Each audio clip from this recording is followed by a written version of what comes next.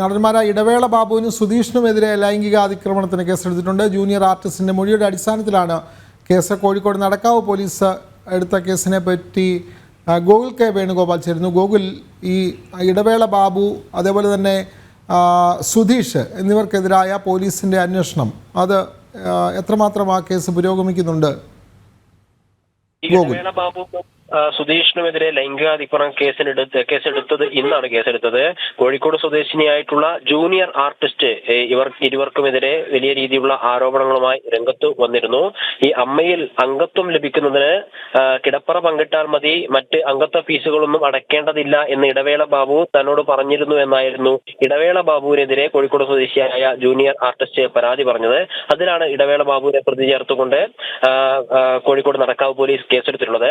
അതോടൊപ്പം നടനായിട്ടുള്ള സുധീഷ് ഒരു സിനിമയിൽ അഭിനയിക്കാൻ പോയ സമയത്ത് ഈ യുവതി സിനിമയിൽ ഉണ്ടായിരുന്നു. അവരോട് അടുത്ത ഞായറാഴ്ച നമുക്ക് ടൂർ പോകാം, എന്റെ കൂടെ വരുന്നോ എന്ന് ചോദിച്ചു. ആ രീതിയിലുള്ള മോശമായ പരാമർശങ്ങൾ നടത്തി എന്ന രീതിയിലുള്ള ഒരു പ്രതികരണവും ഈ ജൂനിയർ ആർട്ടിസ്റ്റ് നടത്തിയിരുന്നു.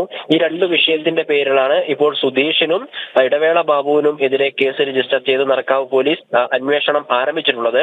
കഴിഞ്ഞ ദിവസം ഈ ജൂനിയർ ആർട്ടിസ്റ്റ് ആയിട്ടുള്ള യുവതിയും ഈ ഹേമ കമ്മിറ്റി റിപ്പോർട്ട് പുറത്തു വന്നതിന് ശേഷം അതിലെ കാര്യങ്ങൾ അന്വേഷിക്കാൻ വേണ്ടി രൂപീകരിച്ചിട്ടുള്ള ഇടവേള ബാബുവിനും അതേപോലെ തന്നെ സുധീഷിനുമെതിരെയും യുവതി നൽകിയ പരാതിയിൽ പ്രകാരം പോലീസ് കേസ് എടുത്തിട്ടുണ്ട്. നടക്കാവ് പോലീസാണ് കേസ് എടുത്തിട്ടുള്ളത്. വിവരങ്ങൾ നൽകുകയായിരുന്നു ഗോകുൽ കെ ദാസ്. ഒരിടവേള കൂടി.